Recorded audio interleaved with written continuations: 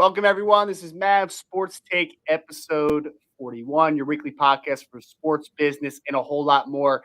Here we tackle the business of all the news that you hear about and a lot that you don't. Of course, I am joined by my good friend David Turner, 18-year scouting vet among the NFL, CFL, and Arena League, including 3 straight Arena League championships with the Arizona Rattlers. Tonight, David and I will be welcoming our guest, Shakira Hassel, who is a head strength and conditioning coach at the U.S. Coast Guard Academy. In addition to our guests, we'll be discussing some scouting tips. We know we have a lot of hopeful scouting hopeful scouts in the future.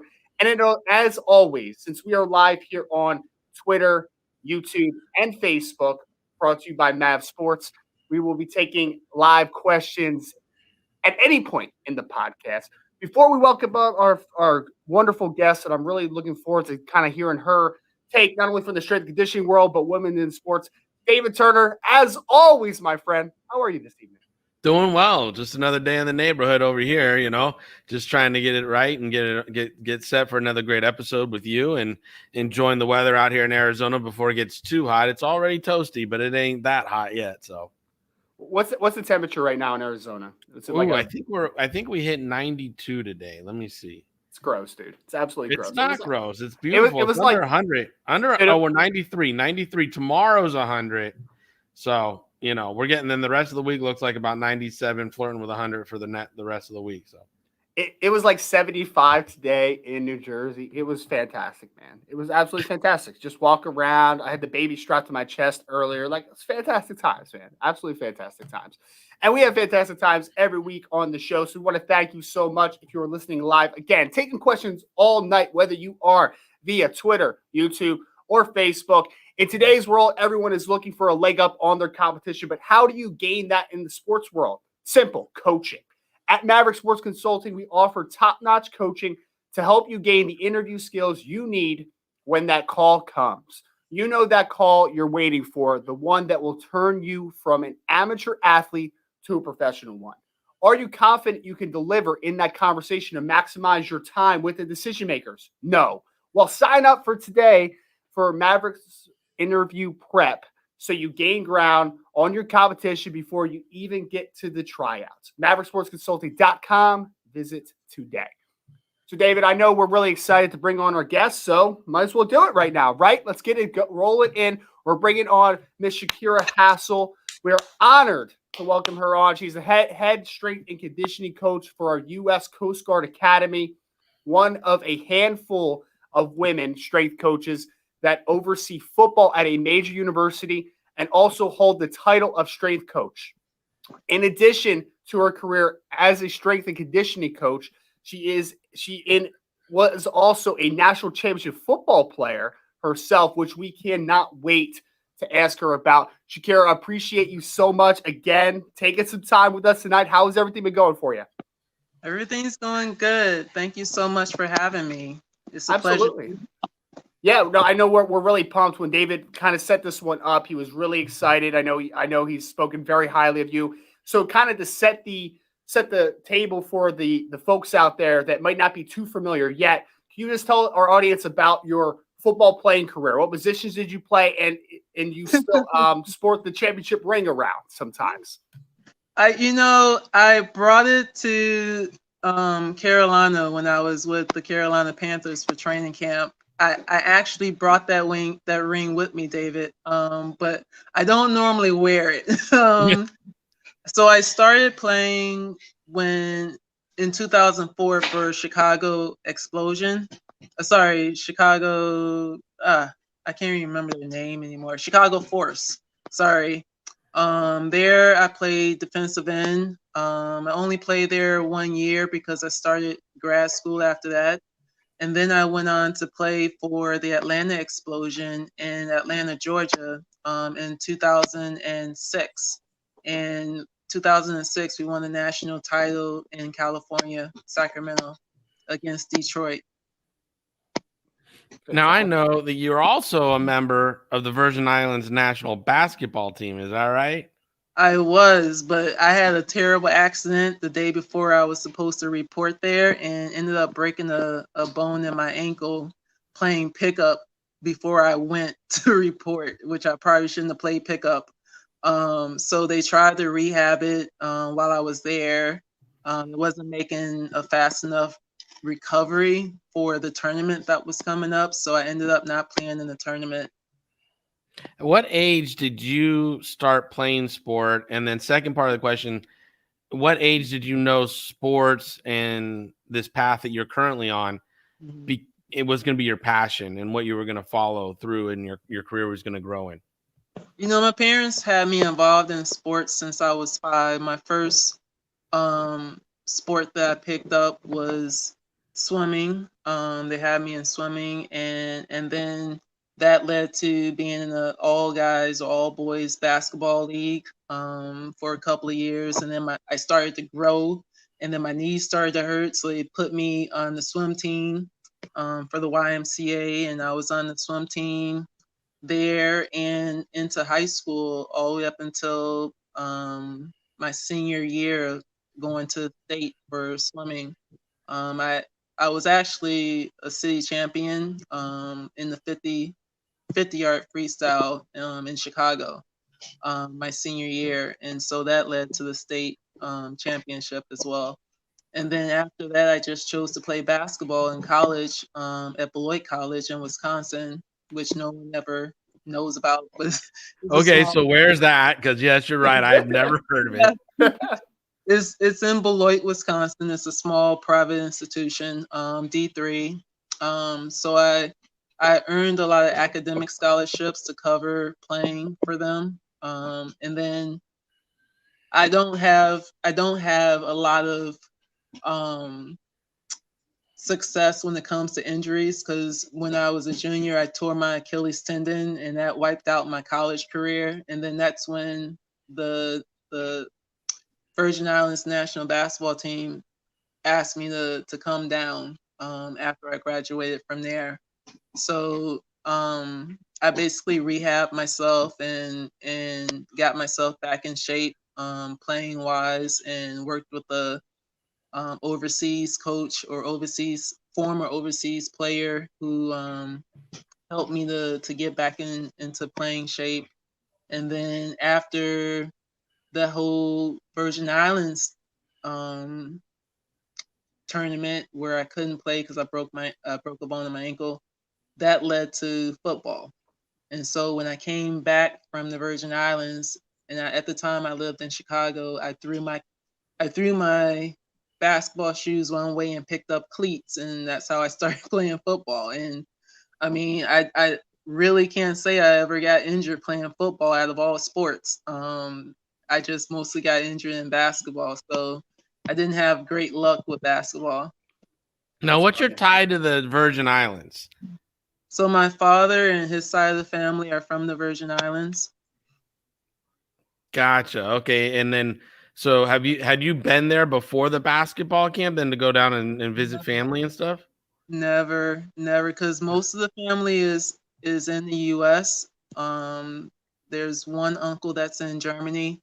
We had extended family still in St. Thomas, and I had an aunt still in St. Croix when I went down. Well, Shakira, I know you've obviously, you have been involved in so many different sports, and I'm there with you. Like, I was a former linebacker that has torn one too many labrums in their shoulders, so I was like, okay, I need to find a different way to stay around the game a little bit. Can you kind of now explain the transition? Because I know, after you're done playing, now you need to figure out what the next phase of life is, type of thing, right? How you're going to stay close to the game. Obviously, you went the strength and conditioning route. Can you just highlight how you got to this point from your playing days until now? Oh, sure. I mean, injuries was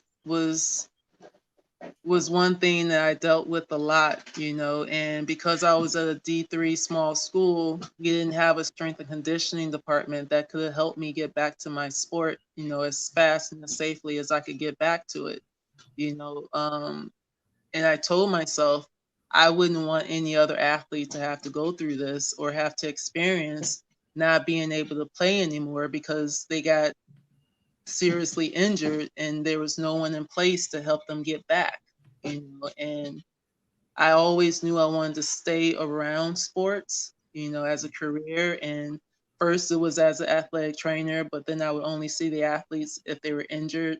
Then it was, okay, what about sports medical doctor um, or something of that in that line with sports medicine. And then I was like, well, I only again see them when they're hurt. And I made it a point to want to be there prior to someone getting hurt to help them get better as an athlete and go far. And to also be there if they got injured to help them return back to play as safe and as fast as possible. So those were two big factors that led me into strength and conditioning.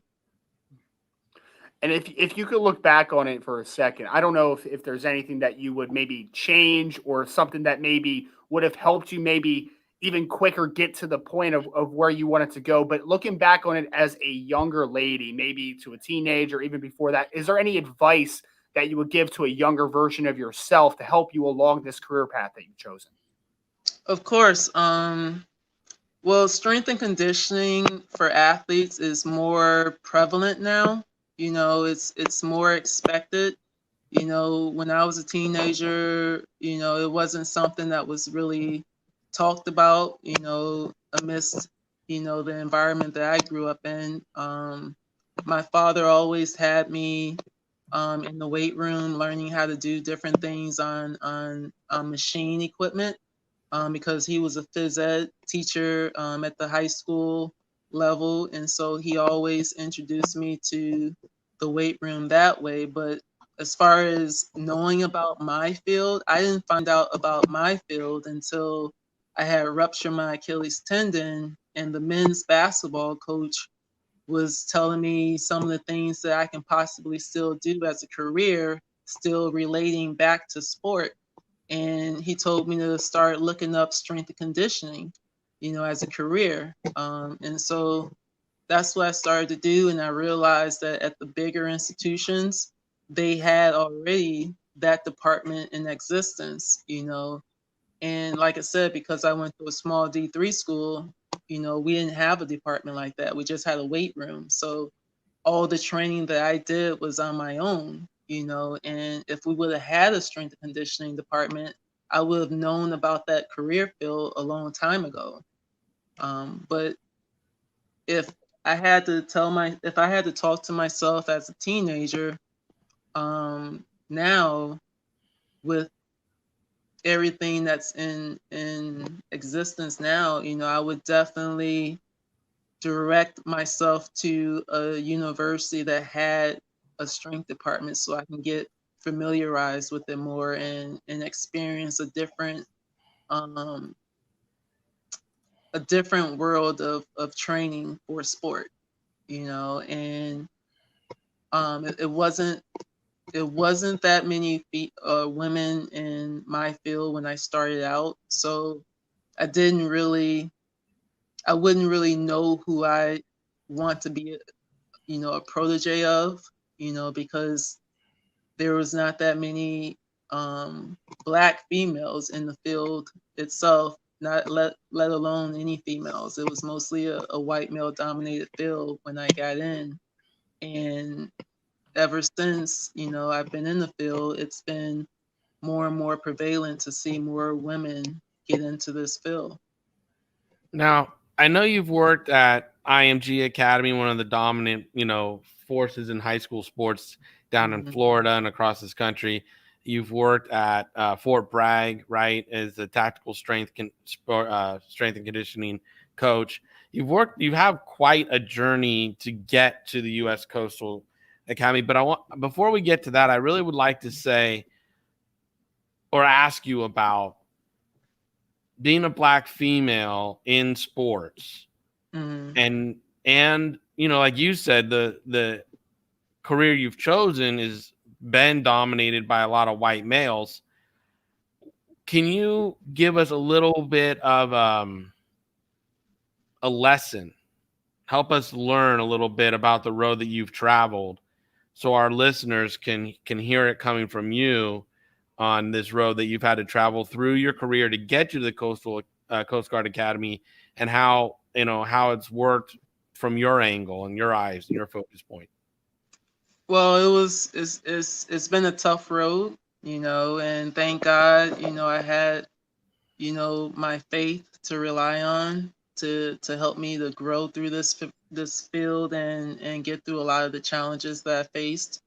I dealt with a lot of sexism, um, and especially when I started to fight to get on the football coaching staff during my grad assistant days. Everything just turned upheaval when I was at Georgia Southern University, and I started to request to be on the football coaching staff because I wanted the whole experience of learning how to be a great strength coach for every sport. And I felt like I didn't deserve to have to not learn about football. I felt like I had a right to learn about coaching football players as well, um, in order for me to develop as a professional.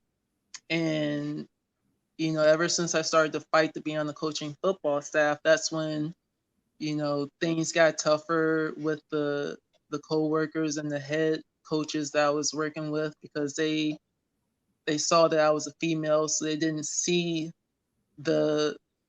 they didn't see the importance of putting me on the football coaching staff as a GA, being a female.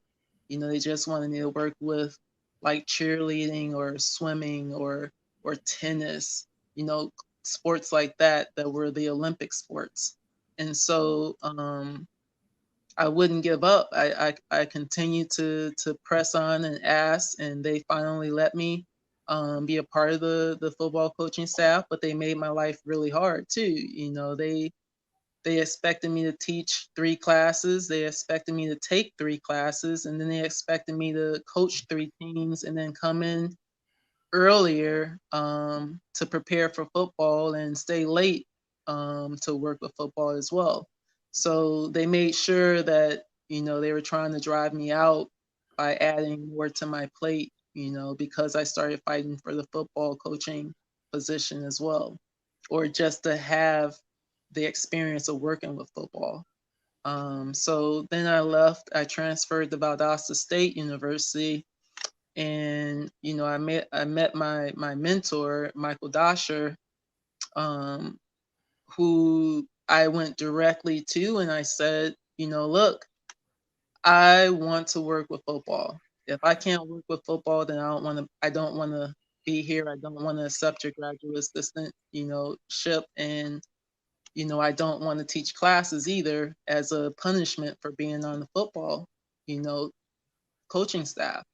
And he was like, done and done. You're definitely on the staff for working with football, and you're not going to have to teach any classes. So I restarted my graduate assistantship, at Valdosta State, and scrapped the 1 year that I did at Georgia Southern and started over just so that I can get the experience without um, any pushback to work with football, and even at Valdosta, I dealt with a lot of stuff in the field because I was working with an all male staff once again, and who they didn't see the importance of me being a part of football, so they made my experience really tough there. And little did they know that the football players actually respected me more than the other graduate assistant because they were he was too busy trying to be dominant over them. He had a serious Napoleon complex, and I had to break. Oh, some of us short guys, I'm sorry, David. I'm sorry. You don't have that complex. I know. I'm just messing with you. I'm messing with He you. just has the Napoleon part. That's all. Yeah, just the Napoleon, not the complex. So, like, I had to break up a lot of the guys wanting to fight the GA, and so my spring semester of my second year there, when I was finishing up and about to graduate, the coaching staff for football took jobs at Georgia Southern. Like the head coach went to Georgia Southern and all his assistants went to Georgia Southern. I had the experience there. I didn't want any parts of it.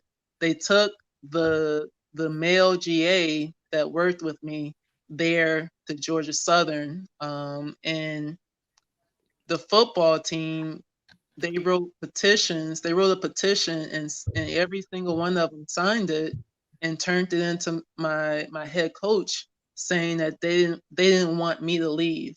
You know, out of all the coaches that left, they really wanted me to be there, and so they gave it to the head football coach that took over the position. And both the head football coach and my boss brought me in the office and was like, Shakira, you know, we didn't know you had such an impact on the team.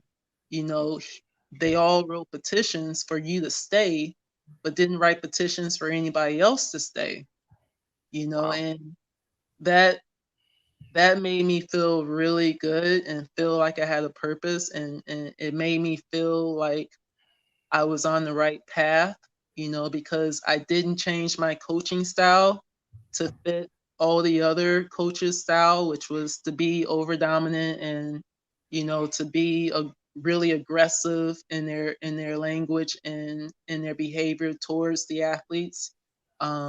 Even though they kept insisting that I had to, you know, yell and scream and curse them out. You know, I refused to change my coaching style, and so So you're the opposite of me, is what you're saying. I'm the little drill sergeant. You're the nice cop. No, actually, you know, all of my football players that I've had, especially here at the Coast Guard Academy, they all say that their freshman year they were petrified of me. Well, I'll tell you, I've been on the football field with you and with the pro athletes, like the Carolina Panthers, when you were there interning. You have a regalness about you when you walk around, and when you don't have that smile on your face, you're intimidating as all fucking hell. I mean, when I first walked on the field, it was my first year at the Panthers, and here she is. I'm thinking she's full time. I'm thinking she's like House's assistant, like first assistant. The way she handled the players, the way she like carries herself, confident, sure of herself. I'm like, oh, and then I come to learn she's interning. I'm like, no fucking way.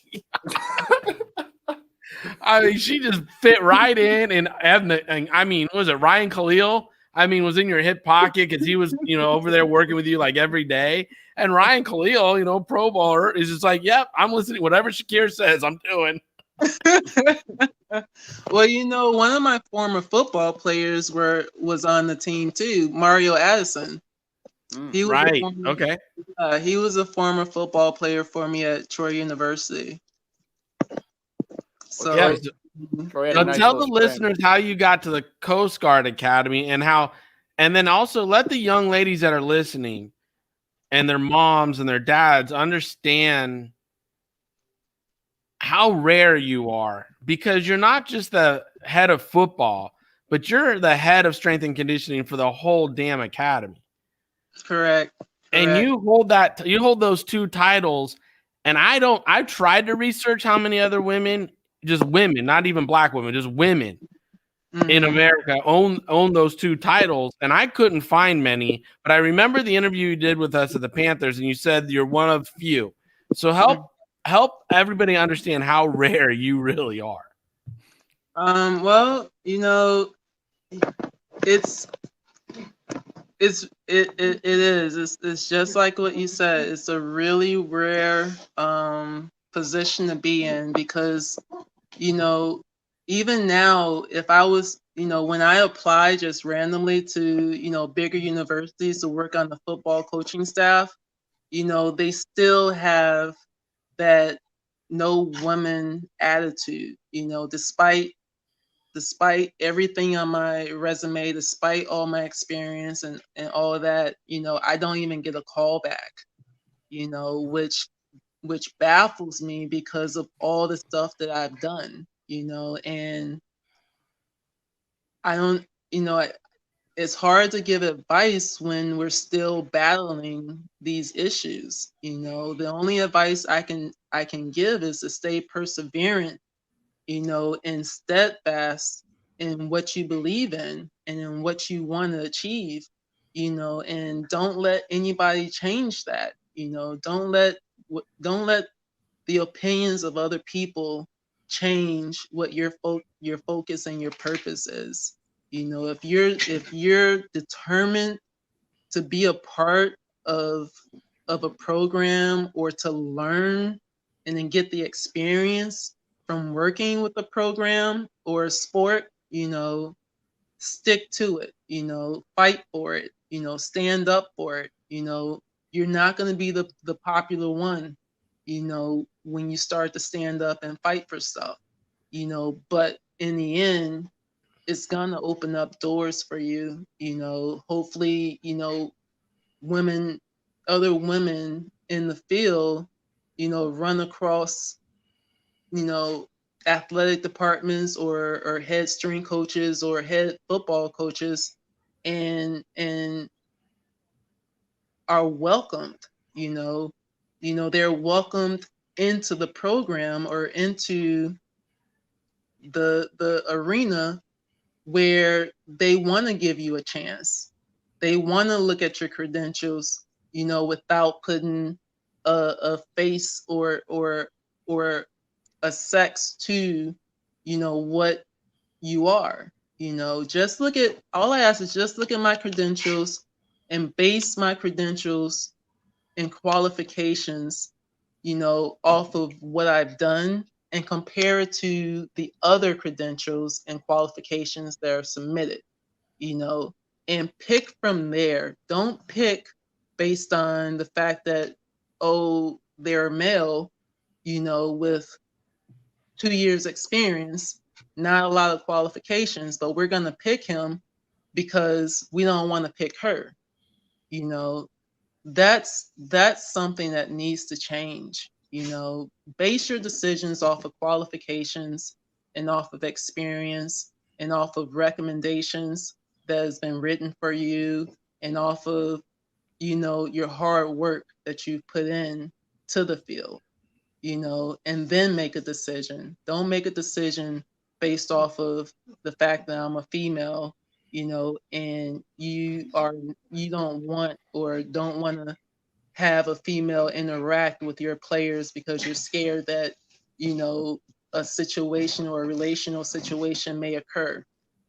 I've been faced with that when I applied for grad school, and I'm not going to name any coaches who I've gotten pushback from as I was applying, but as I was applying, they would say, "Oh, we don't want to hire another female graduate assistant because we don't want them to have interactions with any of our male athletes." So that's something that I've been fighting ever since I started applying and trying to work as a graduate assistant in strength and conditioning. And it's sad that, they would think that way, even though I know it happens, but it also happens with male coaches as well, and it's a double standard. It's a double standard that shouldn't be so much of a problem with women working with the opposite sex. And as far as me working with the opposite sex, I treat everybody the same. I expect respect in return because I'm giving you respect. I'm showing you respect and I'm acknowledging your presence and acknowledging the fact that you're gonna work your butt off for me and not really realize how much of a pain I'm gonna be on you because I want you to get better.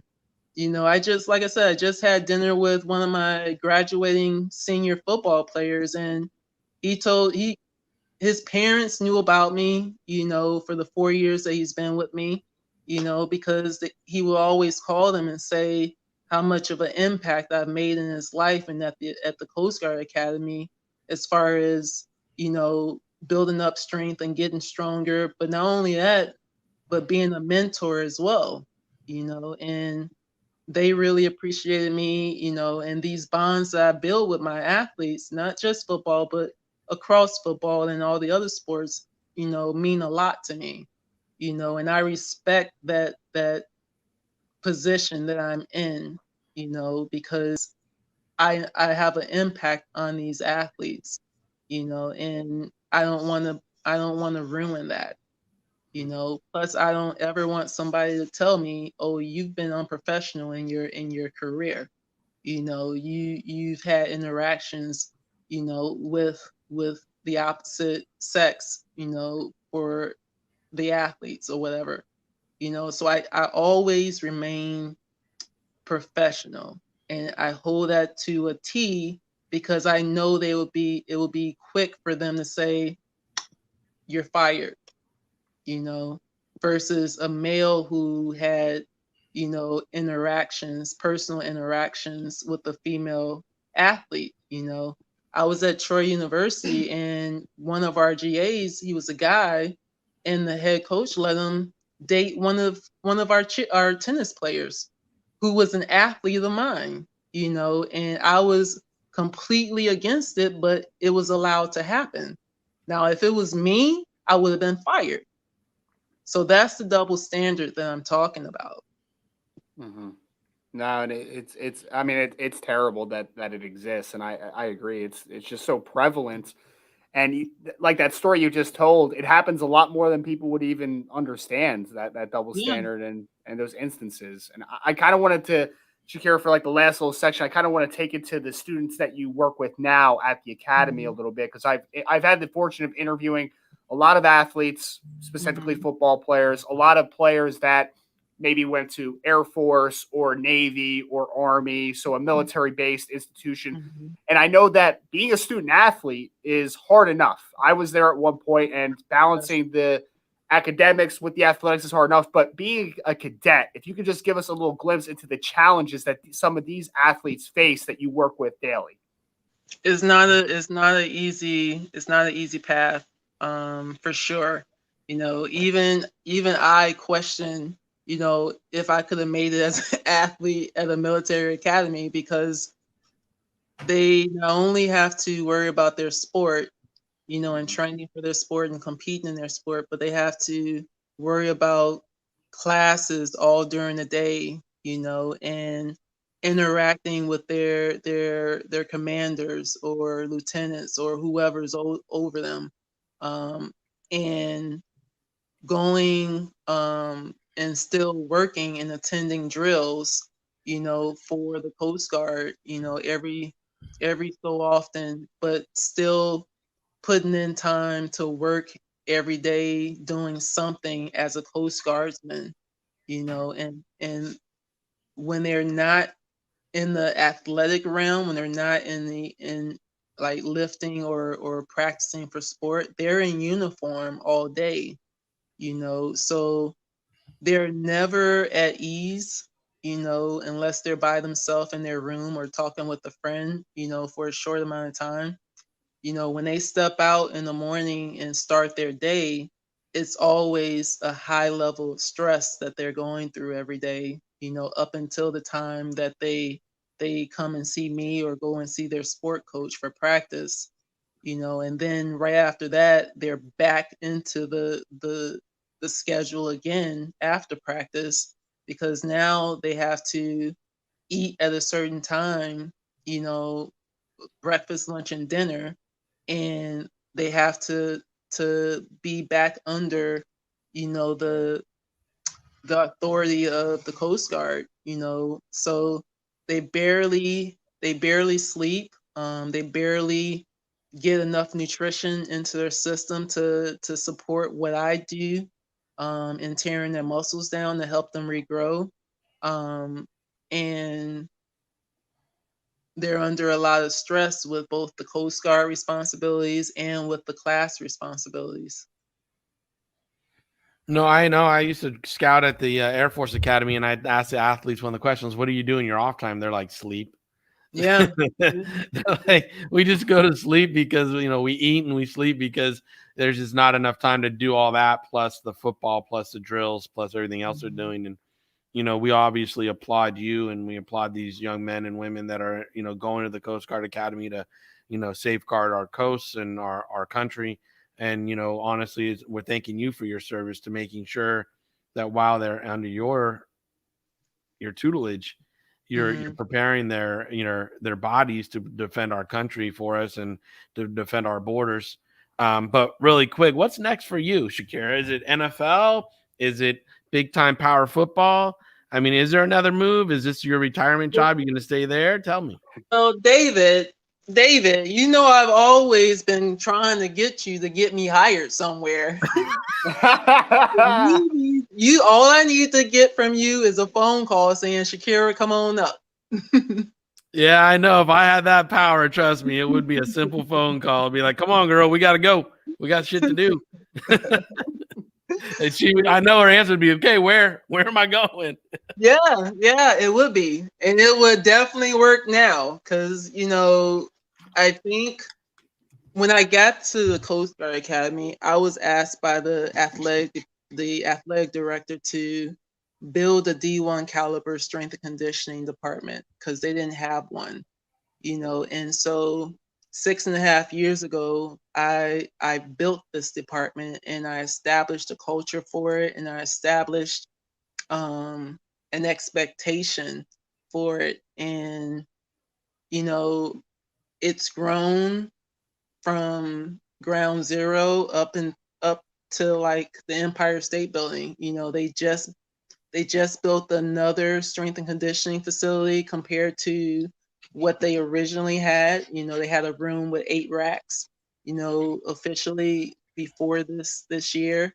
And because of the culture and the expectation that I've established with the department, they decided to build a new facility that looks like a D1 caliber strength and conditioning facility now. So, I think I've done my job. I think I've done my job, and it may be time for me to move on up or move somewhere else and build that program up. Once I get my job, it's simple. I'm just making a call. Let's go. Package deal. I'll let you like that, David. You hold me to it. Well, Shakira, this was fantastic, and I look forward to seeing what the next step in your brilliant career is so far. So again, we got Miss Shakira Hassel, head strength and conditioning coach at our U.S. Coast Guard Academy, has done a lot of things, has been a lot of places. We appreciate you so much for taking some time. Going to give you the floor if you want to leave our viewers with any message or shout outs or social media following, whatever you would like. The floor is yours.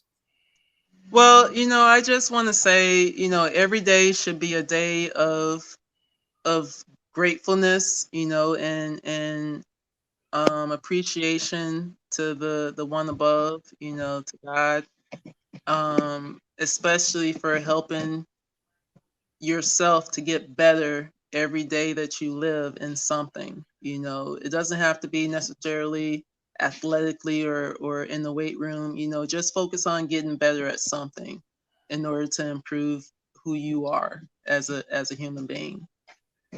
Fantastic. Great perspective. I think we need more of that type of perspective in the world today. We have really, again, appreciate you so much. This is awesome for me to be able to meet you for the first time. We'll definitely have to have you back on. Thank you so much. Thank you so much. Good night. Good seeing you, Shakira. I'll talk to you soon. All right. Talk to you later, David. So, David, another fantastic interview. Man, you always line them up. I have to give you credit for that. You do a great job lining up some fantastic guests. Obviously, women in sports is a constant topic that needs more attention. We had a great panel earlier when we first started the podcast. We saw Kelly Klein just get hired by the Denver Broncos in a higher-up role. So we have women that are – Kelly's a great move. Yep, great move. And we have women that keep breaking barriers, just like Shakira that we just had on. Just fantastic stuff. We need more of that stuff because it's things that need to be talked about. And even the story that she told about, the double standard with the coach at Georgia Southern, like it's stuff that people don't talk about enough. And we need to, be able to talk about it because that's always the first step. Is some people are just so scared about having the conversation. Let's have the conversation because that's the only way that we make progress as people. Well, like we learned from the women's panel, it's all about inclusion. You got to include them to the conversations and like you just heard from Shakira, she just wants to be included in the interview process. It's just inclusion. Inclusion is the hard part for males to understand. It's, they're not going to say, give me the job just because I'm a woman or whatever. It's include me in the don't keep me out of the process because I'm a woman, And like I said, when I met her at Carolina, I really did. I thought she was just on the staff. I thought she was on House's staff. The way she walked around, so regal, and with her visor on, she wore a visor every single day. She had this visor and a ponytail, and she had her stopwatch and her whistle. Like, she was ready to go. And then when I learned she was an intern, I was like, wow, like, carrying yourself like that, that's pretty impressive. And then when I got to talk to her, and at that point, she'd been in strength and conditioning, like, I don't know, 10, 12 years, something like that. And she was still learning, still going. And she talked about her days at Fort Bragg. And then that she was it was like her first year at the Coast Guard Academy. And I was just like, good Lord, like, you've done so much. Like, if a male had her resume, they'd be at Nebraska, they'd be at USC, they'd be at Alabama. Like, they really would. If a male had her resume, they would be somewhere else and rised up the ranks by now. And so when I was honored that she told me she'd come on and talk openly about it, and honored that she came on and chose our show to talk about it a little bit, because, she is a rare woman that not only holds the title for head strength and conditioning coach at one of our major U.S. institutions for our military, right? But she's the head football strength and conditioning woman coach there too. She holds two titles, and it's like, like you said, we interview people from Navy and Air Force, and from Army, and all the places that they go, and we talk about them. And now here's the woman that's training them at the Coast Guard Academy. So, I'm just super impressed with her. And like, you heard her story where she was a basketball player, then a football player, then she got injured, and that motivated. Yeah. So again, I can't talk enough about her. And if any of the decision makers are listening, you need her contact information, don't hesitate. I'll give it to you. Just interview her, just talk to her. She's a rare individual that really can handle the job. Speaking of military academies, David, did you see our boy Cameron Kinley out of Navy picked off Kyle Trask the other day in practice? Just throwing that one out there real quick. With the Tampa Bay Buccaneers. Fantastic stuff. Great segue. I'm sure it was the receiver's fault that Trask threw. No. Your boy Trash just threw a duck out there, man. I think it was I'm sure it was the receiver's fault. It was a tip ball at the line or something. Oh, yeah, it has to be. Want to let you know before we hit our last segment here, Maverick Sports Consulting is up for the challenge to remodeling your social media branding. We will customize your social media accounts to properly and accurately depict your messages to attract future employers. Stop searching for inroads and construct them with your social media planning. We will work with you to lay the foundation for a successful social media campaign to attract your next opportunity. Please go to mavericksportsconsulting.com today to move your social media forward.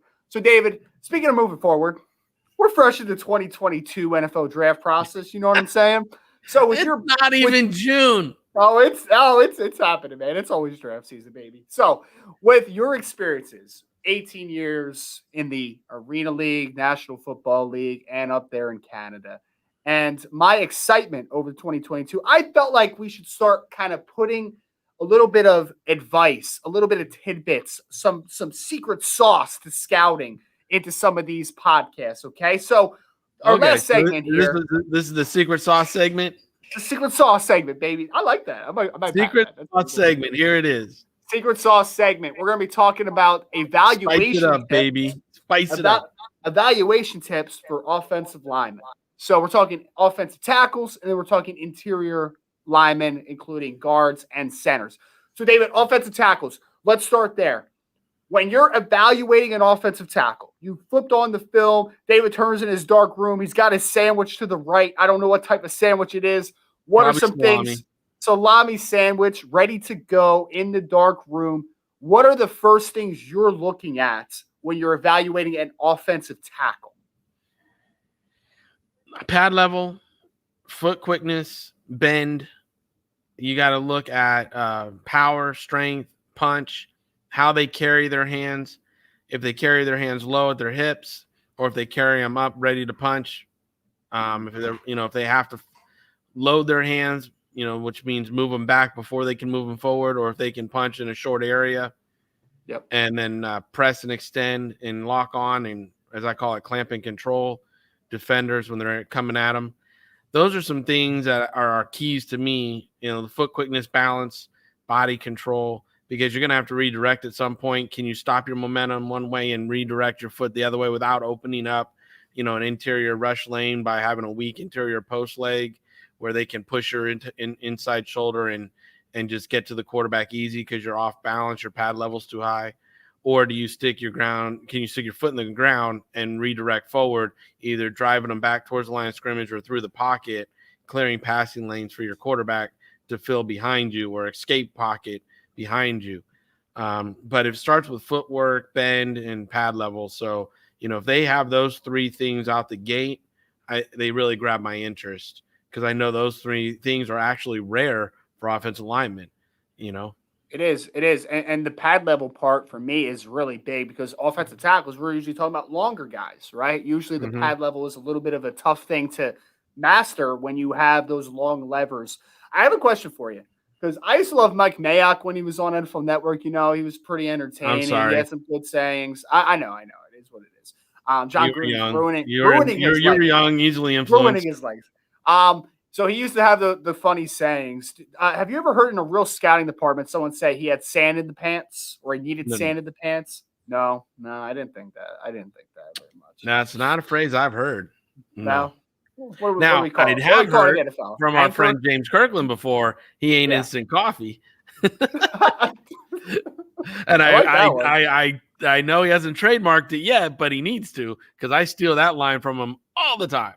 You do. And for a second, I thought that you were the innovator, that you had made it up. But Oh, it hell was no. That's James all Kirkland. James. The first time he said that to me, he threw me for a loop. And I was like, wait, what? And he's like, he's got to percolate, a year or two, get better, and then he'll be ready to drink. And I'm like, oh, Jesus. Funny. I love it.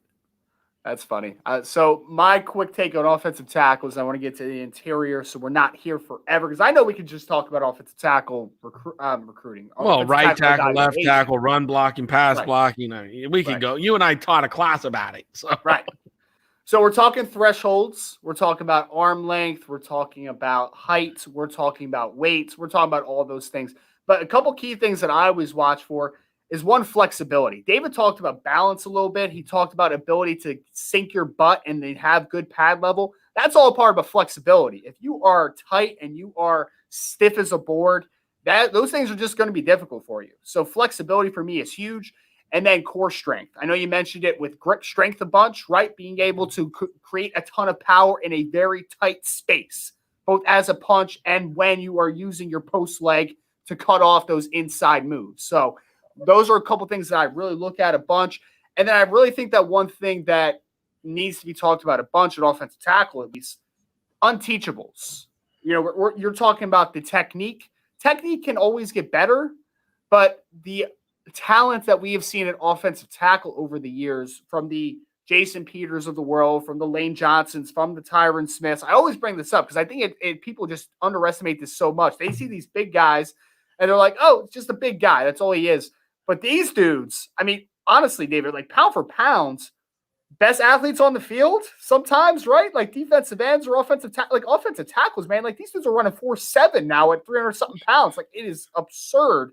Tristan Wirfs had a 36.5-inch vert at like 320 pounds. Like these dudes are stupid athletes, man. Like and you need it, because the other position I just talked about a little bit there a second ago, these defensive ends, these Myles Garretts who are 270-something pounds running 4.5s, like Javon Curses of the world, the Julius Peppers of the world, like these guys. Oh, Peppers a different level. Peppers was 290 pounds, could play college basketball very well, and ran like in the 4.5s at 290 pounds. Like just these dumb athletes that if you are against a guy that's stiff and doesn't have either the length profile or the athleticism profile to be able to get to the third step up the arc in a kick step, it's lights out. So I really think that the one thing I want to put out there, and I've tried to put it out there as much as possible, is you can't underrate the athletic profile. This is why I was such a big a proponent of Spencer Brown this year. For me, like that guy's a rare athlete.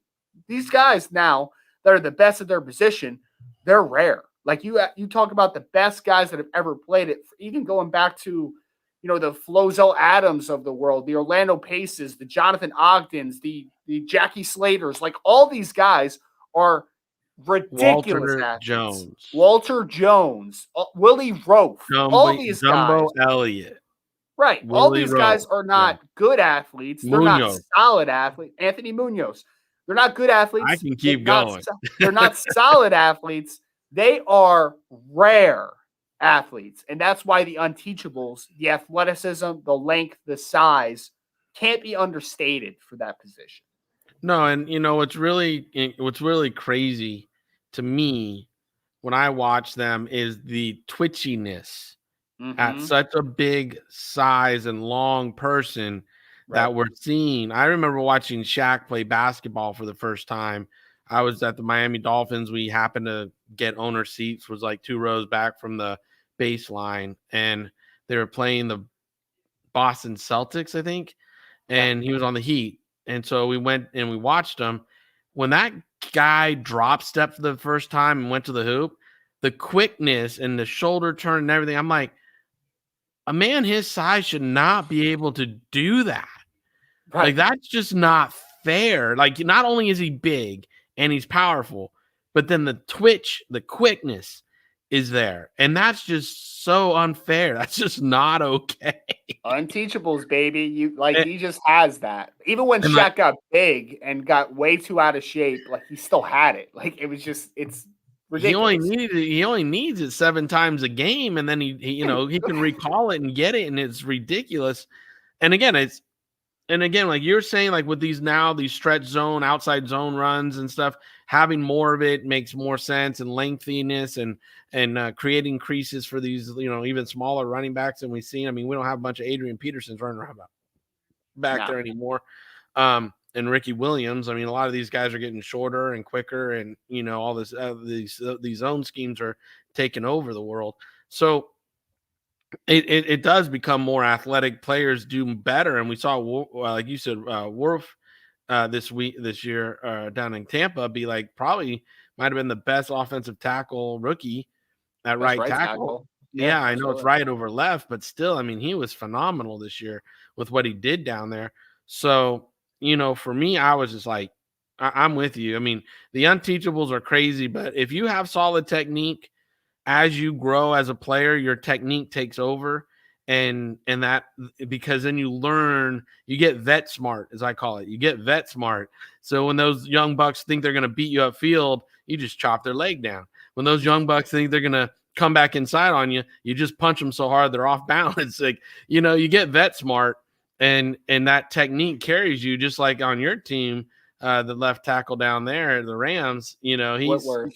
Yeah, Whitworth. He's almost 40 years old, dude. But he's vet smart. He's vet smart. So you're not going to get the best of him too often, because, he might give up a couple pressures a game, maybe a sack every other game. But the rest of those snaps, the other 60 snaps a game, he's gonna get the better of you. Andrew Whitworth, man, he is one of the most undervalued offensive tackles of this era. He was such a good football player. I mean, I could make an argument that guy should be considered a future Hall of Famer, but he was just on a bad Bengals team for a long time, and I don't think he made a Pro Bowl until he was like 31 or 32. Like, it was the most ridiculous thing in the world, even though he was one of the best. And he's continued that. I mean, playing that position to 40 years of age, when does that happen? When has an offensive tackle ever played to 40? I can't remember it. I remember interior guys that played pretty long, like the Matthews brothers and stuff, but Larry Allen was pretty old when he retired too. Yeah. But I don't know about tackles. So real quick, we only about 5 minutes left. We want to talk about some interior offensive linemen. Perfect segue. David just mentioned some guards. We're going to talk about centers. Now, obviously, there was a big difference between guards and centers, but we're going to kind of quantify this a little bit. So talk about the offensive tackles that are playing in a lot more space. They're on an island, quote unquote. They're playing against some of the more athletic defensive defenders in the NFL. Offensive guards and centers now, the good thing that you have and the bonus that you have is you're playing next to people on both sides of you. You got a little help. You got a little help. So guards and centers, guards more than centers, I would say here. The ability to create power in very tight confines, very tight space. That is both. So we're talking about like the longer athletic offensive tackles. Guards, you're usually talking about a little shorter, a little stubbier, bigger lower body, because again, they are creating power a ton at a very small amount of space. Hand strength, grip strength, still very important. But for me, it's creating that power. And even though we're talking about zone-based schemes, which is predicated on movement, especially outside wide zone schemes, still creating that power, that punch, that initial punch for me, creating movement at the line of scrimmage. That's probably the first thing I look at when I'm talking about offensive guards, is just how easy movement they can create in just such a tight amount of space. Yeah, the explosion out of your stance is really a key here, and not enough teams force their guards to get in 3-point stances anymore because of all the spread offense from high school to college, which actually damages them going into the pro ranks, and that's why you see sometimes more tackles being pinched in to play guard at the pro level. Because if you got to teach someone to come out of a stance, I'd rather have a bigger body person, and tackles often are that coming inside. So, for me, I love when I see a guard get in a 3-point stance and just explode off and uproot and move a D tackle out of their hole, and really just invoke their dominance on a person.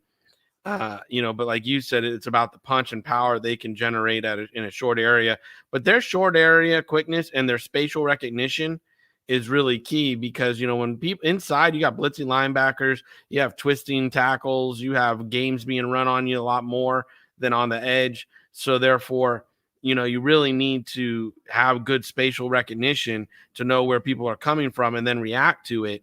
Your reaction time has to be really, really quick, because if that linebacker is looping and you followed your D tackle in too long before you passed him off, now you created too much gap and that linebacker's through your hole and there's no back to pick him up. He's in your quarterback. That's the quickest path to the quarterback, is in that interior. So, those two B gaps and A gaps, that's the quickest way to get there. So therefore, your spatial recognition and your reaction time has to be really quick. You have to be in tune with the guy next to you, so how much space it's going to take to pass him off, for that guy to pick him up, and then you be able to stop you. Like I said, stop your momentum at 330 pounds and move back the other way. This is a wide load. This is a double wide that you got to stop on a dime and then redirect fast the other way. And people go, well, why did he miss that block? Well, he's 330 pounds. He's got to stop his momentum and then react back. And if there's, a yard between him and the tackle, the shorter guy that's 220 or 235 blitzing through there is quicker than the 330 guy. So it's going to happen. That's why spacing on offensive line is so key. But for the interior, when I watch them, it's coming out of the stance and power, as well as watching that recognition quickness and reaction quickness side to side to know how they're going to move with that balance in their stance, like you said, core strength and balance in their reaction. So not only just getting there, but being within their own frame when they get there to then sit in the chair, absorb a power rush, or push a guy through the pocket and not interrupt another block. That's the other thing. If you block too hard and the guy next to you is standing there and you interrupt his block, you could jar his guy free and mess up him. So it's really a very I know everybody's like, you're talking too long about offensive line here. No, we got it, man. Listen, Lorenz is over in Germany and he's really getting off on this.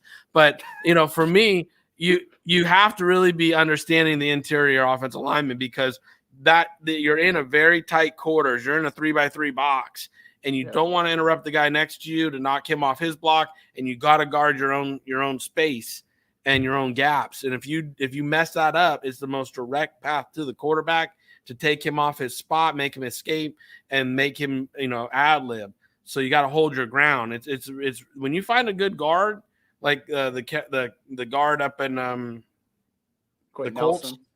Huh? Yeah. Quentin Nelson. Yeah, Quentin Nelson, you're Notre Dame boy. When you got him, he's a rare talent that is just incredible, that can guard that 3x3 spot and not get moved off it, is very technically sound, is strong and stable in there. You mentioned some of the grades like Larry Allen that can do it. Larry Allen was one of the best pulling guards I've ever seen at 330 pounds. I mean, he could get outside, and that's the other thing we ask the guards to do. You got to get out. You got to pull your body at 320, 330, get outside and hit and line up a linebacker or a DB or a safety or somebody out there in space and deliver a blow on them. Blocking in space is hard too. People really underestimate it. It's hard. They It's really underestimate it because most of the guys are just guided missiles, and if that little guy moves, they're screwed. But when you come to balance and deliver a blow and you line that sucker up like a Quentin Nelson and a Larry Allen used to do and so many good guards used to do, it's like, holy smokes, you really got the talent, athleticism, balance, and body control, the quabs as we call it in school, right? The quabs to sit down and make that block. Ensure you're hitting that block. Also, interior linemen are asked to combo and scrape to the second level a lot, which Inside is just zone, baby. Inside zone. Hit and double team, and then scrape up to a linebacker, take the right angles, and then sustain that block. Those interior guys, they're asked to do a lot of things that people don't recognize, see, and appreciate. But junkies like us, we see it and we're like, whoo, here we go. Nothing grinds my gears more than bad angles up to the second level. My God, I hate it more than a corner getting beat deep in cover 3. I hate that more than a corner getting beat deep in cover 3. I hate bad angles to the second level. Take a good angle. Jesus Christ. It's where he's going, not where he is. All right, cool. Centers, of course, intelligence. I know you were talking about Andrew Whitworth and the veteran, the veteran understanding, the veteran IQ for centers, ultra important. Because sometimes you got guys that are a little undersized, a little stubby, but spatial awareness for me at center is very important. And not only are you making the calls at the line for protection, you have to make sure everybody's on the same page, but also you're uncovered a lot because we're not seeing a ton of odd man fronts anymore. We're seeing a ton of even. Most of the NFL is we're talking about even man fronts. So a lot of times the center is going to be uncovered. A lot of time we're going to be uncovered. So that spatial awareness, especially in pass protection, seeing what movement is happening up front, and then the ability, like you said, to get up to the second level. You can't just be a big mauler at center. You got to be able to work up to the second level, off those combos, off the double teams, be able to do that efficiently. That is my quick excerpt on center. David Turner, anything to add to that? And last, of course, man, we're entering the end of the podcast. I'm going to give you the floor. Whatever you want to leave us with. It's your show, baby. Just kidding. It's my podcast, but I'll let you finish. What are you talking about?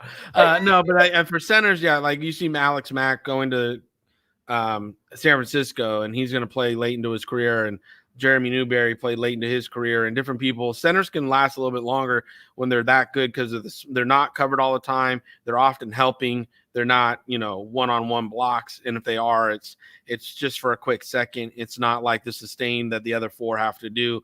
The intelligence and working with the quarterback on protections is really the key as people line up, knowing where to call out the adjustments and make sure the line is all set and ready to go. That's really a strong piece of being a center.